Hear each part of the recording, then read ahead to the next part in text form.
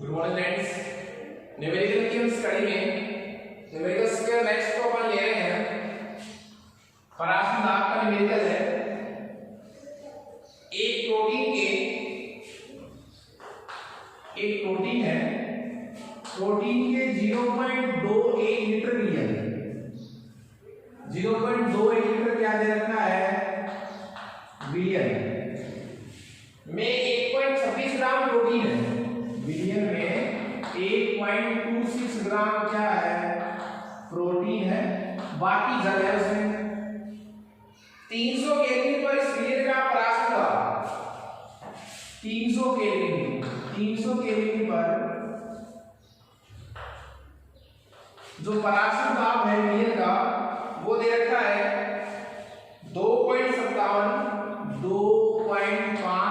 गुना 10⁻³ बार है। ये इसका पराश्रम दाब है। प्रोटीन का मोलर द्रव्यमान ज्ञात कीजिए। प्रोटीन का क्या पूछा है सवाल में? प्रोटीन का क्या पूछा है सवाल में? अणुभार। क्या पूछा है सवाल में? अणुभार। तो प्रोटीन का सवाल में अणुभार पूछा है साहब। दिया हुआ क्या है? पराश्रम दाब। कुछ और वैल्यू दे रखी है सवाल में, वो है आर की वैल्यू दे रखी है सर। आर दिया हुआ है 0.082 लीटर बार प्रति केल्विन प्रति मोल। ओके, तो हमें चाहिए क्या? प्रोटीन का अणुभार। प्रोटीन किसमें मिला हुआ बताते हैं? किसी भी बिलियन में मिलाएंगे तो प्रोटीन हमारे लिए विलेय है। तो सवाल में पूछा क्या जा रहा है? विलेय का अणुभार। मतलब क्या पूछा जा रहा है सवाल में? एमबी। ओके, तो देखिए पराश्रम दाब प्रश्न लगाइए यहां। पाई बराबर क्या हो गया? सीआरटी। सी की जगह में क्या लिख सकता हूं? सी की जगह लिख सकता हूं N/VRT। n बोलो की संख्या को चेंज कर सकता हूं। पाई बराबर W/m विलेय की ग्राम में मात्रा बटा विलेय का अणुभार गुणा v को धरे जाइए RT/v। ये पराश्रम दाब का सूत्र आ गया। हमसे सवाल में क्या पूछा है? एमबी। एमबी का मतलब विलेय का अणुभार। तो यहां पर विलेय कौन है? प्रोटीन। तो प्रोटीन का क्या पूछा गया हमसे? अणुभार। तो देखिए सब वैल्यू आपके पास दे रखी है सवाल के लिए। एमबी के लिए क्या होगा? एमबी को आप इधर ले जाएंगे, पाई को उधर ले जाएंगे, तो क्या आ जाएगा? एमबी बराबर WB बटा पाई डॉट RT/V। ये सूत्र है साहब। हमें 4 वैल्यू चाहिए। तो यहां देखिए WB कितना दे रखा है? विलेय की ग्राम में मात्रा 1.26 ग्राम, 1.26 ग्राम। पाई कितना दे रखा है? पाई दे रखा है 2.57 into 10⁻³ बार।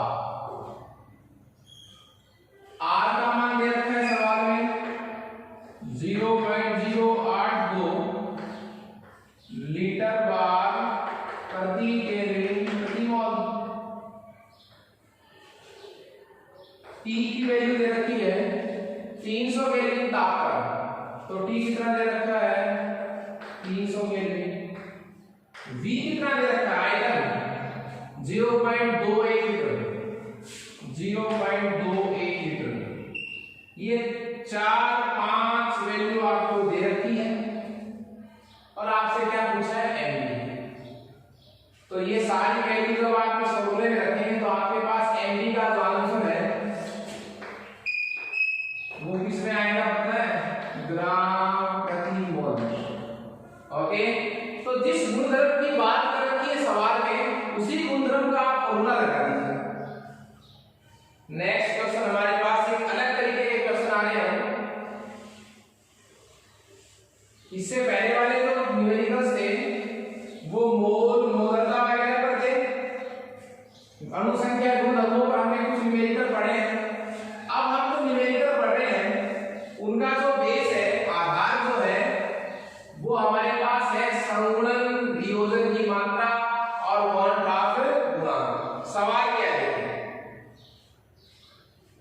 सवाल ये है, एक आयनिक यौगिक है साहब, एक क्या है आयनिक यौगिक, और उस आयनिक यौगिक का सूत्र क्या है AB, ये उसका सूत्र है यौगिक का AB का सैद्धांतिक अनुभाग,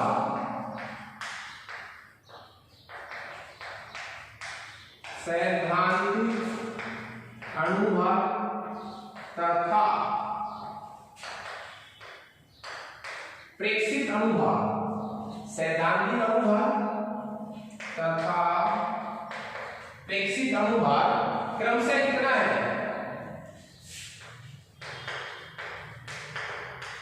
क्रमशः है 58.2 तथा 30। तो एक आयनिक यौगिक है, आयनिक का इसमें आयन बनते हैं फूट करके, एक आयनिक यौगिक, उसका सूत्र क्या है AB, उसका सैद्धांतिक अनुभाग तथा प्रेक्षित अनुभाग क्रमशः 58.2 तथा कितना है 30 है। क्लियर है? हमें पूछा क्या सवाल में, वांटा गुणांक तथा वियोजन की मात्रा ज्ञात कीजिए, पूछा क्या है,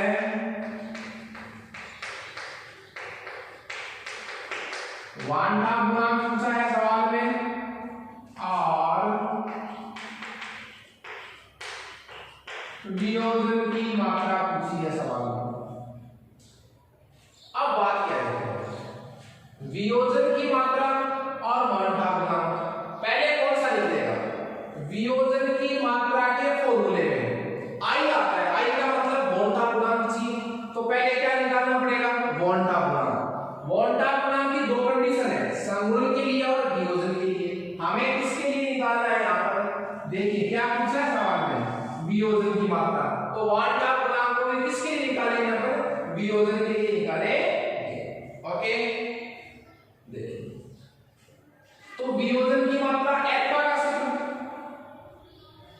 और वांटा गुणांक का सूत्र, तो वियोजन की मात्रा अल्फा I -1 n -1, ये सूत्र किसका है, ये सूत्र है वियोजन की मात्रा का, I -1 n -1।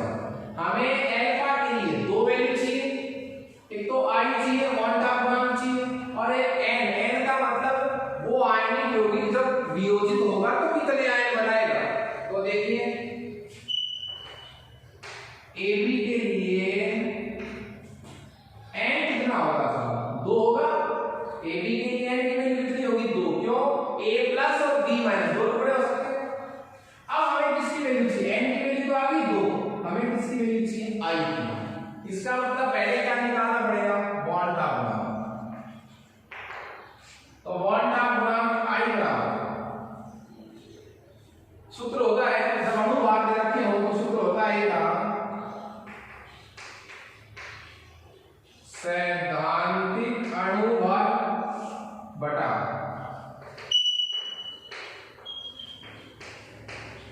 प्रेक्षित अनुभाग। आई बराबर क्या हो जाएगा, सैद्धांतिक अनुभाग बटा प्रेक्षित अनुभाग। तो आई की वैल्यू आ जाएगी, सैद्धांतिक की वैल्यू कितनी है साहब 58.2, प्रेक्षित कितना है साहब 30। तो यहां से आई का जो आंसर है वो आएगा 1.94, कैलकुलेशन करके तो कितना आंसर आएगा 1.94।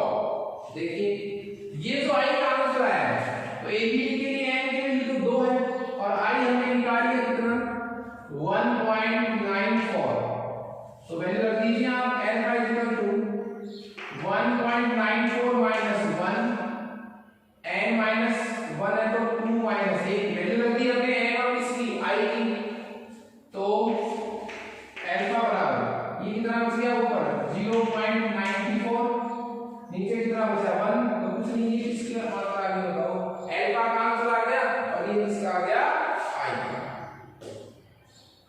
उसके बाद हमारा जो आंसर है इस तरह 1.94 आ गया और 0.94, इसी वांटा गुणांक और वियोजन की मात्रा पर अपन एक और न्यूमेरिकल सॉल्व करने जा रहे हैं।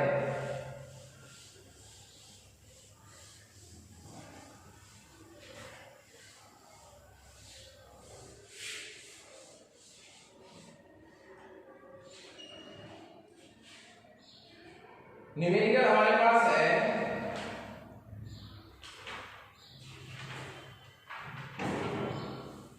0.3 ग्राम बेंजोइक अम्ल। सवाल क्या है?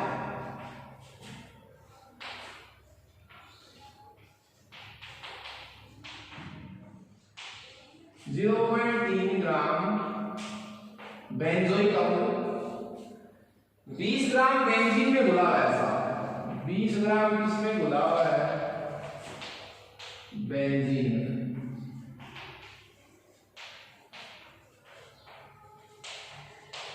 ठीक है, इस विलयन का हिमांक अवलंबन, इस विलयन का हिमांक अवलंबन कितना आया? 0.317 केल्विन है। ओके, हिमांक अवलंबन का मतलब क्या हुआ? हिमांक में कमी, डेल्टा बेंजोइक अम्ल की संवरण की मात्रा ज्ञात कीजिए।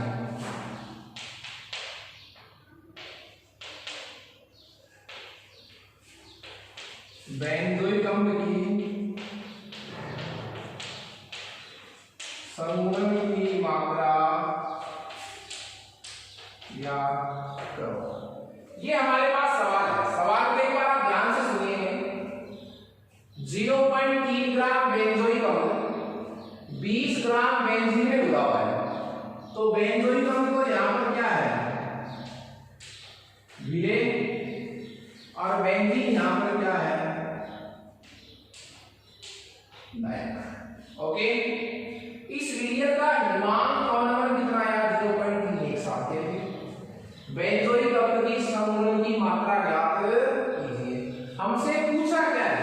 पहले क्या देखो, तो हमसे पूछा है संवरण की मात्रा। संवरण की मात्रा का सूत्र क्या होता है?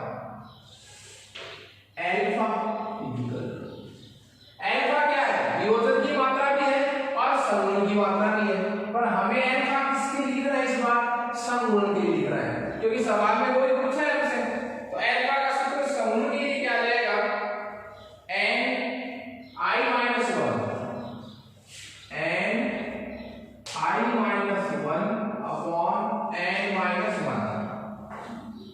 ये पढ़ा था क्या हमने?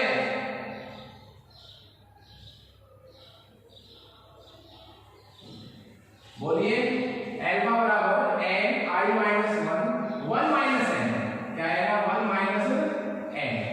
ये फॉर्मूला किसका है? ये फॉर्मूला है संवरण की मात्रा का, जो हमसे सवाल में पूछा है। तो अल्फा का सूत्र लिख दिया हमने। n क्या है? आयनों की संख्या। आपको पता है इसमें हमें दो वैल्यू चाहिए। यदि हमें संवरण की मात्रा ज्ञात करनी है अल्फा, तो हमें एक n की वैल्यू चाहिए और एक i की वैल्यू चाहिए। i का मतलब क्वांटा गुणांक। तो n देखिए, चूंकि ये जो हमने बेंजोइक अम्ल लिया है, इसका सूत्र क्या होता है? C6H5COOH। बेंजोइक अम्ल क्या बनाता है? विलयन में जाकर विलक बनाता है। विलक का मतलब डबल हो जाता है, दोनों आपस में जुड़ जाते हैं, दोनों जुड़ते हैं, इसलिए n की वैल्यू कितनी होगी? 2। यदि कोई अणु, यदि 3 अणु मिलकर जुड़ रहे हो तो n की वैल्यू कितने रख देंगे? 3। कोई एक अणु टूटकर 4 आयन बना रहा है तो n की वैल्यू कितनी रख देंगे? 4। कोई 4 आयन मिलकर एक साथ जुड़ रहे हैं तो n की वैल्यू कितनी? 4। तो n की वैल्यू कितनी आ गई? 2। n की वैल्यू तो आ गई 2, किसकी वैल्यू और चाहिए हमें? i। क्या निकालने के लिए? अल्फा निकालने के लिए। इसका मतलब पहले क्या निकाल के रहो? i। समझ रहे मेरी बात? उसने डायरेक्ट सवाल क्या पूछा था? बेंजोइक अम्ल की संवरण की मात्रा बताओ। तो बेंजोइक अम्ल की संवरण की मात्रा मतलब अल्फा। अल्फा का सूत्र ये लगता है संवरण के लिए। इसमें हमें n चाहिए और i चाहिए। n तो बता दिया हमने, i चाहिए। i सवाल में दे ही रखा है, तो हम किसका फॉर्मूला लगाएंगे? i का। अब i का फॉर्मूला लगाना है, किस संदर्भ में निकालना है? i के लिए देखिए, हमारे पास दो चीजें हैं, अणु संख्या गुणधर्म का अपेक्षित मान बटा अणु संख्या गुणधर्म का सैद्धांतिक मान। और उस वैल्यू की जगह आप देखिए, हमें अणु संख्या गुणधर्म का प्रेक्षित मान तो दे रखा है, सैद्धांतिक मान नहीं दे रखा है। तो अब हम यहाँ पे स्टॉप लगा सकते हैं। तो हमने पिछले न्यूमेरिकल में लगाया है आई के लिए विलेय का क्या सैद्धांतिक अनुभाग बटा प्रेक्षित अनुभाग। इस सूत्र से मैं किसकी वैल्यू निकाल दूंगा, आई की का रख दूंगा इस सूत्र में। तो n है आई यहां से ले आऊंगा, इसकी वैल्यू आ जाएगी अल्फा। आई का सूत्र देखें, सैद्धांतिक अनुभाग बटा प्रेक्षित अनुभाग। सैद्धांतिक अनुभाग इसका विलेय का अनुभाग विलेय का, तो विलेय कौन है, बेंजोइक अम्ल। बेंजोइक अम्ल का सूत्र क्या होता है, इसका सूत्र होता है C6H5COOH। तो इसका हमें क्या चाहिए, टोटल चाहिए। कार्बन 12 से काउंट करेंगे, हाइड्रोजन को 1 से, ऑक्सीजन के लिए कितना काउंट करेंगे 16। तो कुल मिलाकर जो ये आंसर है वो हमारे पास आएगा 122। कितना आएगा 122 122। क्यों 72 77 78 90 बिल्कुल कितना आएगा 122। कैसे आया, सैद्धांतिक अनुभाग का मतलब जो होना चाहिए, हमने इसका टोटल लगाया। अब हमें क्या चाहिए, प्रेक्षित अनुभाग कितना आया, ये हमें सवाल में दे रखा। इसका मतलब अब हमें क्या निकालना पड़ेगा, प्रेक्षित अनुभाग। क्लियर है। तो प्रेक्षित अनुभाग का मतलब हमें किसकी वैल्यू चाहिए, उसने एमडी, ये वैल्यू चाहिए हमें। किसकी वैल्यू चाहिए, एमडी। एमडी का मतलब विलेय का अनुभाग, वो आएगा वो क्या करेगा प्रेक्षित। यहां से मैं विलेय का अनुभाग क्या करूंगा, यहां रखूंगा आई आ जाएगा, आई को इस सूत्र में रखूंगा अल्फा आ जाएगा। अब अनुभाग निकालना है आपको। अनुभाग किससे निकालना है आपको, कौन से गुणधर्म से निकालना है, हिमांक में अवदान से। तो सूत्र रखिए आप हिमांक में अवदान वाला, डेल केएफ गुणा WB बटा MB गुणा WA इंटू 1000। ये सूत्र था। हमें MB चाहिए, MB चाहिए तो यहां तो लिख दो MB को और यहां लिख दो डेल TF को। ओके, यहां से हम MB निकाल लेंगे। क्या क्या दे रखा है सवाल में, KF की वैल्यू सवाल में दे रखी है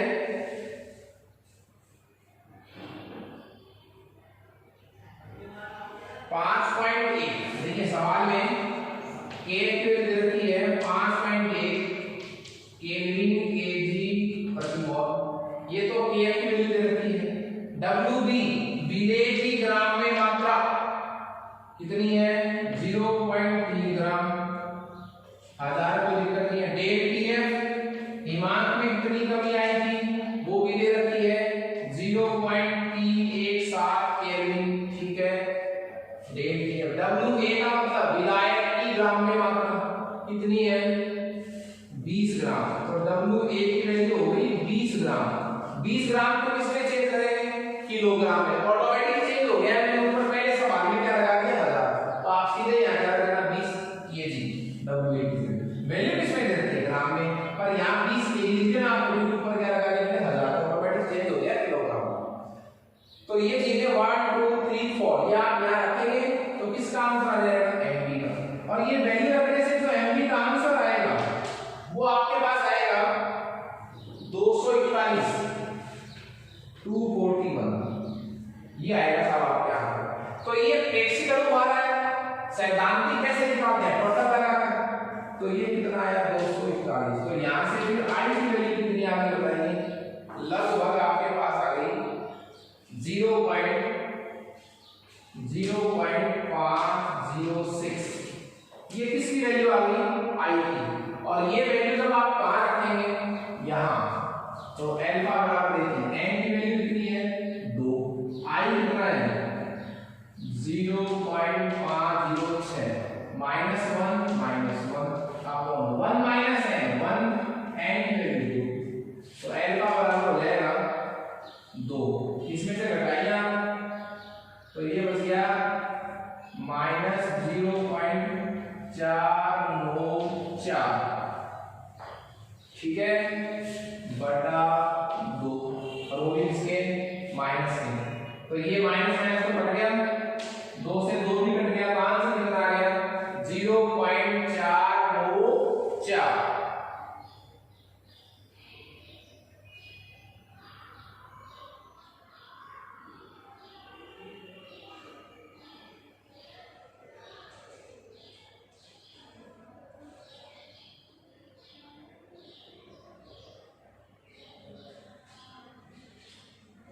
क्यों? तो यहां से आप सिंपल गणित लगा के इसको क्या कर सकते हो, सॉल्व कर सकते हो। इस सवाल को आप वापस से सुनिए। हमें संगुण की मात्राएं क्या पूछी, n का सक्रिय होता है सामने संगुण के लिए n i - 1 1 - n, हमें n की वैल्यू 2 क्यों रखी है, क्योंकि बेंजोइक अम्ल विलयन बनाते हैं, 2 मिलकर एक अम्ल बनाते हैं, 2 i की वैल्यू चेंज, तो i यहां से आए सैद्धांतिक अनुपात बटा प्रेक्षित अनुपात, सैद्धांतिक को हमने टोटल कर लिया 122 है, प्रेक्षित अनुपात का मतलब हम अणुसंख्या गुणधर्म की सहायता से निकालेंगे। तो हिमांक में अवनमन वाले सूत्र की सहायता से हमने विलेय का अनुपात क्या निकाल लिया, mb निकाल लिया, वो कितना आया 241। अब सैद्धांतिक अनुपात में जब आप प्रेक्षित अनुपात का भाग लगाएंगे तो आपके पास वांटा गुणांक i की वैल्यू आ जाएगी, और i की वैल्यू को आप आगे इसमें रख देंगे तो समूह की मात्रा अल्फा। ओके, नेक्स्ट में हमारे पास है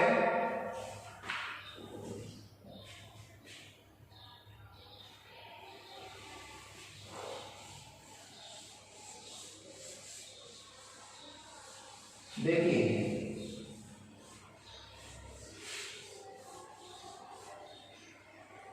न्यूमेरिकल हमारे पास है, उस ताप की गणना कीजिए जिस पर 250 ग्राम जल में उपस्थित 54 ग्राम ग्लूकोज, 250 ग्राम जल में और 54 ग्राम क्या है ग्लूकोज जम जाए। वो क्या कह रहा है, मुझे वो टेम्परेचर चाहिए जब 250 ग्राम जल में 54 ग्राम ग्लूकोज मिला दूं वो विलयन क्या हो जाए, जम जाए। Kf की वैल्यू आपको सवाल में दे रखी है 8.86 केल्विन केजी प्रति मोल। ओके, तो देखिए विलयन जब जाएगा, हमें विलयन का मान पूछा है, शुद्ध विलायक तो पता है, जल का मान कितना होता है 0 डिग्री, मतलब कितना 273 केल्विन, तो शुद्ध विलायक का तो कितना हो गया 273 केल्विन। वो कह रहा है जल में जब 54 ग्राम ग्लूकोज मिला तो बनने वाले इनका कितना हिमांक होगा, वो कितने पर जमेगा, मतलब क्या पूछ रहा है हमसे पूछ रहा है टीएफ। डायरेक्ट टीएफ नहीं आ सकता, हमारे पास तो आंसर किसमें आएगा, कमी में आएगा। कितनी कमी हुई, तो डेल टीएफ का लगा देंगे फॉर्मूला केएफ गुणा डब्ल्यूबी गुणा 1000 बटा एमबी गुणा डब्ल्यूटी। केएफ की वैल्यू सवाल में दे रखी है, डब्ल्यूबी 54 ग्राम, 1000 में कोई दिक्कत नहीं है, एमबी विलेय का अनुपात, विलेय कौन है साहब ग्लूकोज का अनुपात कितना होता है 180 ग्राम पर मोल, ग्लूकोज का 6 W एक विलायक की ग्राम में मात्रा 250। तो यहां से आपके पास किसका आंसर आएगा, डेल टीएफ का आंसर आएगा। इसका आंसर आएगा डेल टीएफ का। डेल टीएफ का मतलब क्या हुआ, कितना कम हो गया मान, तो वो आपके पास वैल्यू आएगी 2.232 केल्विन। कितने की कमी होगी, पहले कितने पर जमता था 273 केल्विन पर शुद्ध जल में मिला दिया आपने ग्लूकोज, अब कितने पर जमेगा ये पूछा, तो कितने की कमी होगी, तो पहले कितने पर जमता था 273 केल्विन पर, अब कितने पर जमेगा, इतने कम पर जमेगा, तो माइनस 2.232 आपके पास आंसर आ जाएगा। इस बात को आप ऐसे भी सोल्व कर सकते हैं, हमें विलयन का हिमांक चाहिए था, तो हमारे पास क्या है डेल टीएफ बराबर क्या होता है टीएफ नॉट माइनस टीएफ, हमें वैल्यू किसकी चाहिए टीएफ की, तो टीएफ बराबर हो जाएगा टीएफ नॉट माइनस डेल